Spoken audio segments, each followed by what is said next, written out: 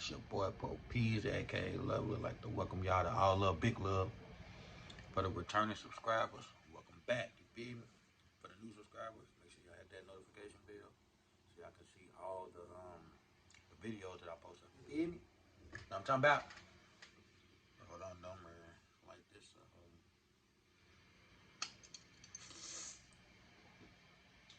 Hate taking them motherfuckers out, but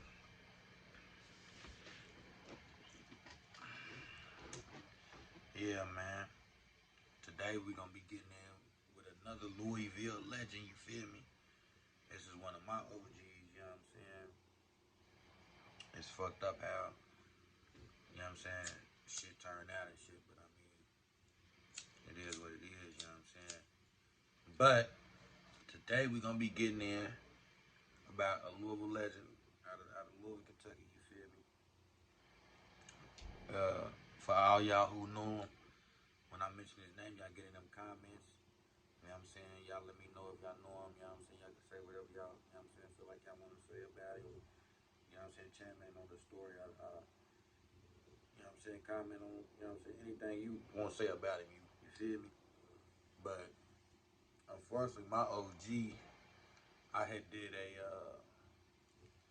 a story on another stepper, Louisville legend, a stepper out of Louisville. You feel me? Out of the city, and uh, him and his clique came across my OG and his clique and shit. You know what I'm saying? Yeah, man, my OG ended up getting killed behind that shit. You know what I'm saying? But his name is DeRon Cole. You feel me, everybody? You feel me? That know DeRon Cole, aka D Money. You feel me? OG D Money. You feel me? Y'all getting them comments. You feel me? Run that shit up. All right, rest in peace. My condolences go out to his family. You feel me? So it's crazy that I'm gonna tell my little story real quick, but it's crazy. Like this was back when like maybe 98, 99. You feel me? I was young as fuck. You feel me? I ain't gonna lie, I was a young nigga. You feel me? But like when I used to see them all the time, cause one of my homies is one of my homies is Dave Peoples or whatever. And I used to see him when I used to go to my homie's house all the time, and I used to ask him like, "Damn, what your people be doing? What your peers like back then?" Like, I knew what drugs was, but like I never like thought to get into that business. You know what I'm saying? Like, I just like the shit that came with it. You know what I'm saying? Like, I ain't know nothing about it. I just like the shit that came with it. So I'm pretty sure that's how a whole lot of young people was growing up around drugs and shit. You know what I'm saying? Like seeing the drug dealers and the you know what I'm saying, the hood stars basically. When you see all the hood stars in the hood and shit, they get money. The younger generation want the same shit. You know what I'm saying? And he was one of those niggas. You know what I'm saying? And back then, what we used to do is we used to like me, my cousin Lil Melvin, and I forgot the other little young nigga's name, man. But we used to run around and like pump people's gas and shit. Like, hey, can we pump your gas for $1? Or we'll be like, can we rap for like a couple dollars or $1 or something? You know what I'm saying? And that's how I ended up meeting him. Cause he used to pull up at this one gas station over on Broadway, and me and my cousin used to always run up on him and ask him, can we pump his gas and shit? You know what I'm saying? Or either can we rap for him? Cool nigga, you feel me? Big niggas. Dress fly as fuck. Up the first time, basically, he was the first nigga I seen that start wearing them like, well, it's the first motherfucker I seen like made me be like, what the fuck is those? These wearing them motherfuckers is hard, but like he had different fur coats and shit, little fur coats, meat, whatever you want to call it. But it was like not the chinchilla looking ones, you feel me? The ones that's too expensive, but he had the ignorant fur coats. Them motherfuckers are still expensive, you know what I'm saying? But yeah, man. like, damn, like when I seen that shit, him and nigga Tom P and all them niggas when I used to see them pull up and shit, and they had all their jewelry on, and they riding in them nice cars, and you know what I'm saying, they just get money and shit. Like a nigga wanted to be at an early age, you know what I'm saying? And motivated me to want to get out there and do what they was doing, you know what I'm saying? But by him seeing me and my cousin hustle and shit like how we was, like our parents didn't even know we was like where we was going at and shit, like so they really didn't know what the fuck a nigga was like. I ain't gonna say our parents, but like back then, like we was more responsible. Motherfuckers was more responsible and shit back then. So you know what I'm saying? They parents let them go out. They whoever they was with let them go out a little more. Plus, my family was up. You know what I'm saying? Knew everybody. Like everybody knew who my people was and shit. So if anything, that like a motherfucker, you know what I'm saying, see us and shit. But anyway, yeah, man, they really motivated me to get want to get money and do what they was doing. You know what I'm saying? I ain't gonna speak on too much of the shit that they was doing, but yeah, man, they was really getting a lot of fucking money. You feel me? But y'all can go look this up, like the case with him. His name, like I said, his name is DeRon Cole. You know what I'm saying? And R. Kelly and all. It was a whole lot of them for real, but like at least like 8 or 9 of them in this little case or whatever that they had pending and shit. But basically, some motherfuckers was. I don't really know who was doing what, cause like I said, I was young at the time. But basically, they saying motherfuckers got caught up or whatever, cause the feds was on their ass, and some of them was, I don't know if it was already an informant in, like an inside informant already in, or a motherfucker got caught and they turned informant type shit. But it kind of brung the whole organization down. And if you know how R. Kelly was back in the day, them niggas was getting rid of all witnesses. I'm telling you, you feel me? Like all witnesses. You know what I'm saying? Like them motherfuckers didn't his little click didn't play. I'm gonna read off of it real quick what it say. Hold on. The little case of shit. You know what I'm saying? And this is in public documents. You know what I'm saying? This is in public documents. But Louisville, Kentucky. The, the picture being painted in this case against Ricky Kelly involves big money, lots of drugs, and extreme violence. Kelly was charged in July with 8 murders dating back to 1996.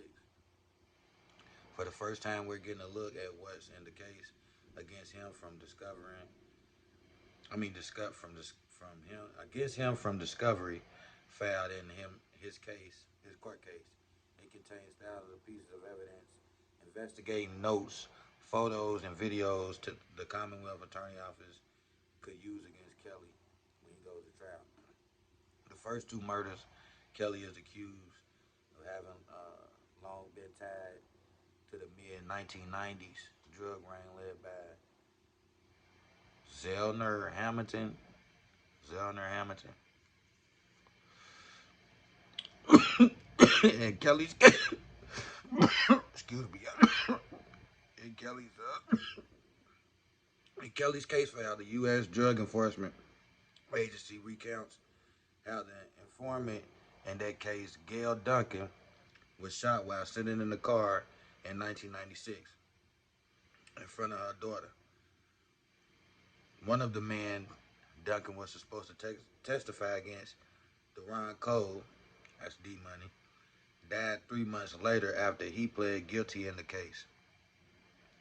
Kelly is charged in Cole's death as well. You know what I'm saying? Kelly is also charged in another 1996 murder. Police say his car was inside the crime scene set up by Louisville police while investigating John Sanders' death in October. They was all part of this look, you feel me, click. They was, you know what I'm saying? Police interviewed Kelly at that time, and he said he'd been shooting craps with Sanders when another man came up and shot him in the head. However, 12 years later, a U.S. Secret Service confidential informant led police to another man who said he saw Kelly, R. Kelly, and another man shooting Sanders. So instead of R. Kelly's, you know what I'm saying, right there shooting dice with John, it, they saying that really didn't happen. They saying that he was shooting dice and R. Kelly and another dude walked up and shot John Sanders or whatever. 2 years later, Kelly's name came up as a prime suspect in the July 1998 death of Charles Lewis, who police identified as a known Crip gang member. Several witnesses told police Kelly was on his way to Lewis's house to cook crack to sell shortly before he was killed. Kelly was indicted early the next year for Lewis's death, but the case never went to trial.